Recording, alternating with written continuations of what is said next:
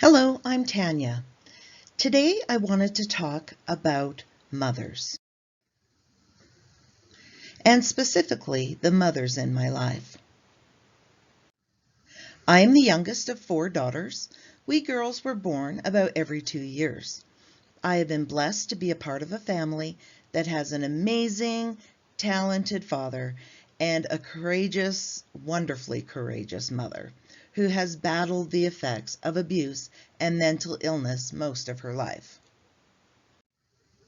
My father was a military man who raised 4 daughters mostly on his own.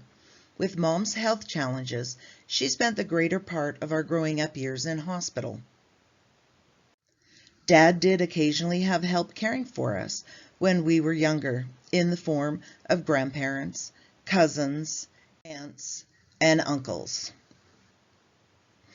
I spent time with 2 women in particular who were such great examples of selfless love, kindness, and charity.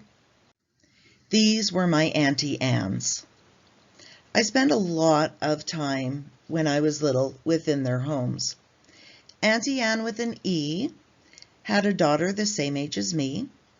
I still do things today that emulate what I learned from her all those years ago. I think each of us girls had a favorite mom who was inspirational and integral in our formative years. My favorite was and is Auntie Ann. Ann is actually a cousin by marriage, but we lived next door to her for a few years, and she was my mom. Us girls fit right into her family as she had children right about the same age. She was the one who showed me what a mother was and is. She loved me unconditionally then, and she loves me still. Auntie Ann showed me by example how a loving, nurturing, and sometimes struggling mother speaks and acts. She treated me with kindness. She reprimanded me when I was wrong. She fed me and hugged me and occasionally even tucked me in at night. She was vocal in her affection. She was a tangible, physical part of my childhood. She was the one who taught me about marriage by treating her husband and family with respect and love. She taught me how to cook, not just prepare a meal, but to actually cook. She nurtured my love of food and gave me the foundation that led me to a long career in the food industry. She hasn't always had the opportunity to be there for me while I grew up because with the military, we moved around the country. But when I came home, she was there with open arms. I can't express how much I love this woman. She and Uncle Lyle treat me like one of their own, even now that I'm in my 50s.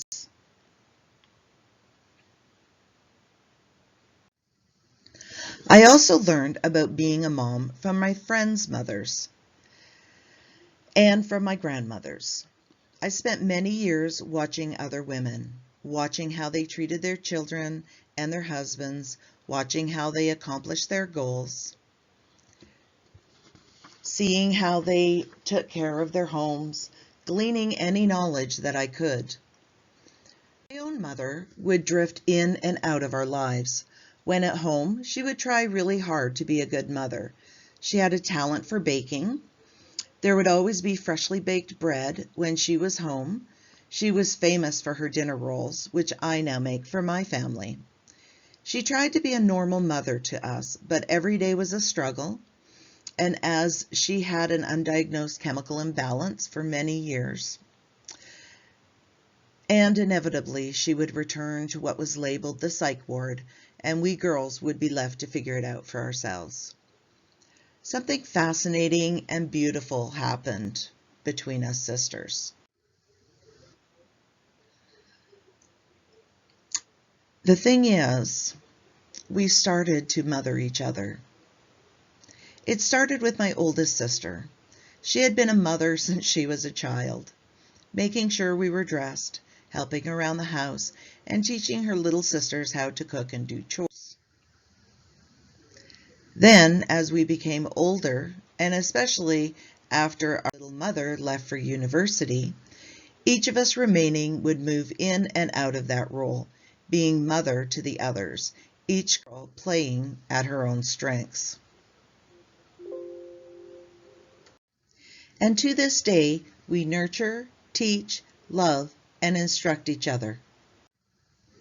Between us, four, we are mothers, mothers-in-law, wives, sisters, grandmothers, aunties, and more. We are intelligent, cultured, talented, and successful women, both in and out of the home. We did it. We figured it out. With the help of our community of mothers, we grew to emulate those we had watched for so long.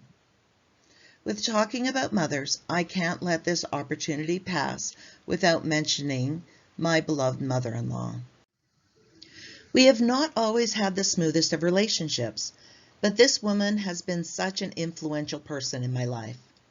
Before I joined her family, most things in my life were inconsistent, ever-changing, even fleeting.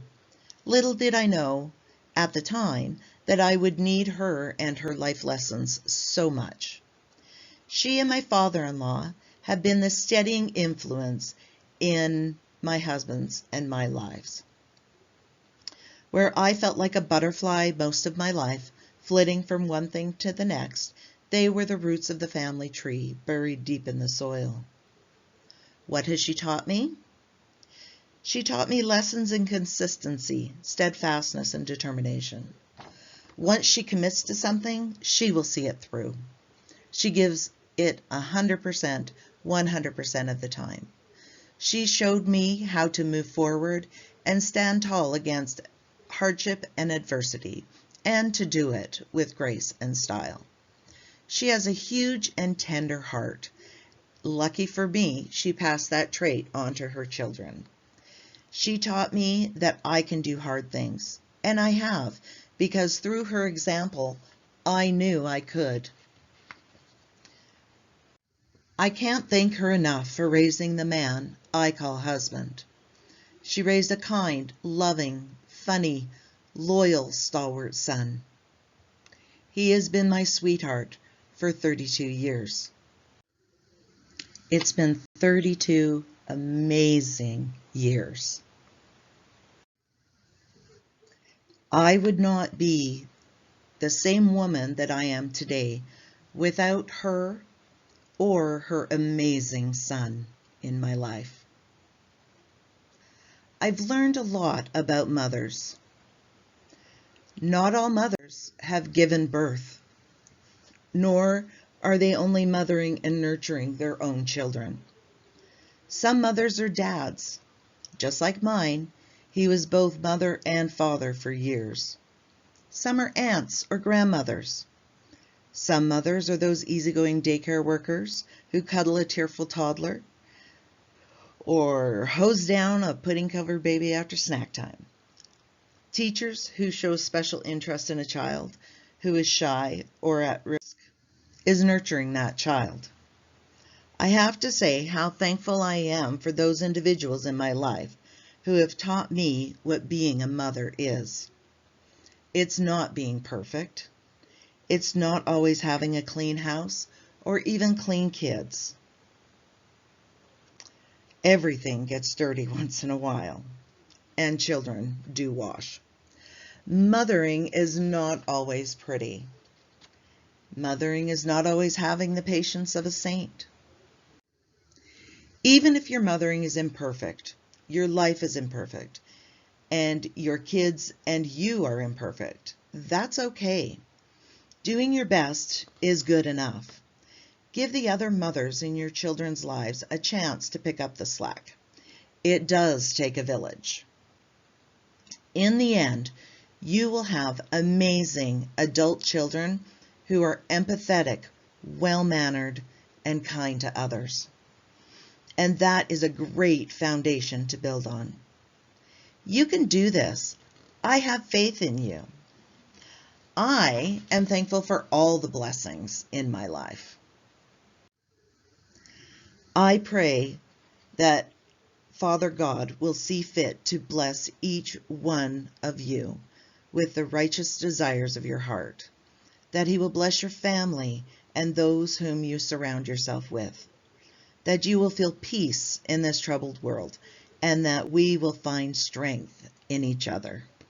I love you all. Thank you for watching. Bye-bye.